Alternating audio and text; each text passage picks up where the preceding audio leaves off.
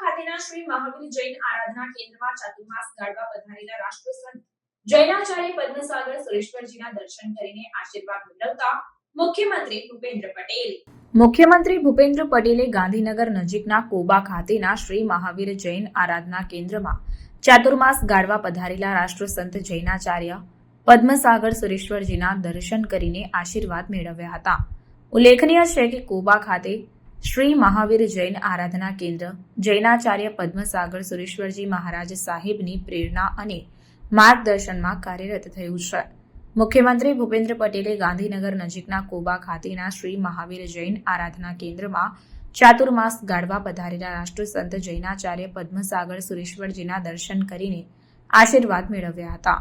આ જૈન તીર્થ ક્ષેત્રમાં જૈનાચાર્ય પદ્મસાગર સુરેશ્વરજીના ચાતુર્માસ પ્રવેશ પૂર્વે તેમના વ્યાખ્યાનનું મુખ્યમંત્રીએ જૈન ધર્મી શ્રાવક ભાઈઓ બહેનો સાથે બેસીને શ્રવણ પણ કર્યું હતું.